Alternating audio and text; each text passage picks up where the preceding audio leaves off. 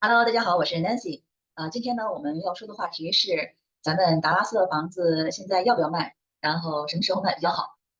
那这个话题是怎么回事呢？因为大伙儿都知道，我们达拉斯是人口流入大州，但是有的时候难免也有工作需要，是我们本地的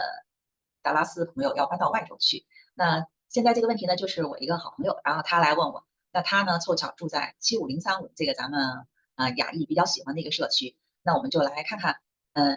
从就是把放长线还有短线这个卖房的时机怎么选。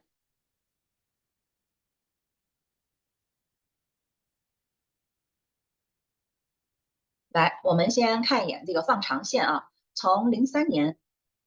1月15.8万到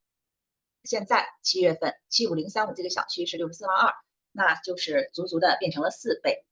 所以呢，如果从长线来讲啊，特别是咱们的房子很多都有很多，就是当时贷款的是贷款的利率非常低。如果你不需要卖了这个房子，再去外州买你下一栋自住房，那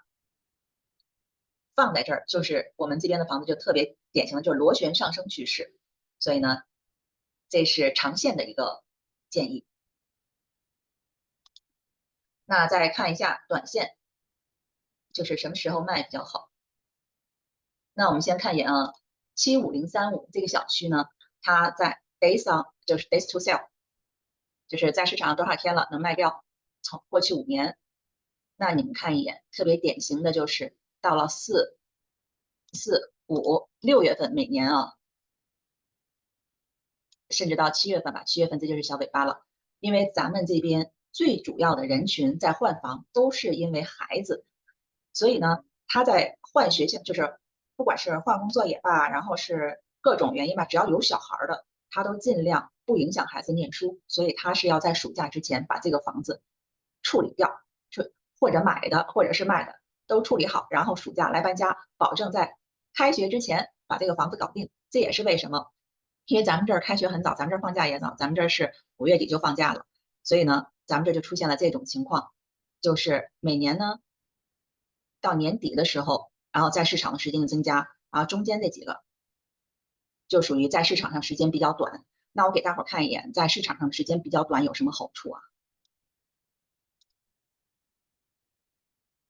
那这个数据呢是跟一个 broker 要的，这倒不是75035，这只是举个例子啊，这是从我们也是后台。那在5月份到8月份就3个月的时间呢，当时它这一片市场上有222个房子，那有3735个收银，就是看房的人。那你看啊，平均每个房子呢，它在市场上的天数是50天，他们那边没有咱们这边好啊。那它的收益在卖掉之前收益是多少呢？14.9，就等于带看14，就是相当于15个人，你就有可能这个房子就卖掉了。那看一眼啊，第一周有8.26个人来看这个房子，第二周是2.39，然后就直线下降。所以如果你的房子在市场上超过2周，像1个月、2个月、3个月，那买家，如果你是买家，你就会越来越质疑这个房子到底是有什么问题，是有硬伤吗？如果没有硬伤，像咱们这边的什么硬伤啊？比如说地基问题，然后还有房顶问题啊，还有一些其他的结构啊，不是很合理啊，或什么，就是总会让人有想法。如果这些看着都没有问题，那人家就会想，一定是你这个定价标错了。那可能在同样的小区，你这个价钱过高，所以就是最后就造成了你虽然一开始定价很高，但是我们再来看一个数据啊，就是看 closing 就是过户比上一开始列的那个房价，所以你看一眼啊，咱们说的都是平均啊，今年后半年的数还没出来呢。你看啊，这是咱们不要看2022年那会儿都是2021到2022年都是疯加价，那看现在啊，你看从这儿6月份啊，6、7、8、9，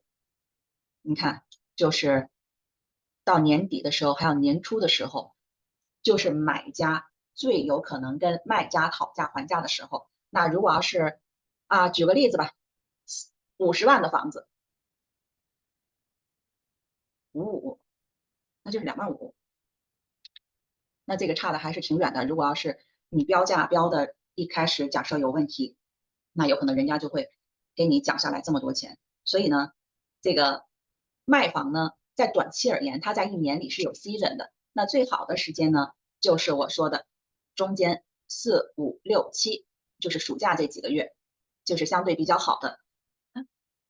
好了，现在就给大伙儿基本上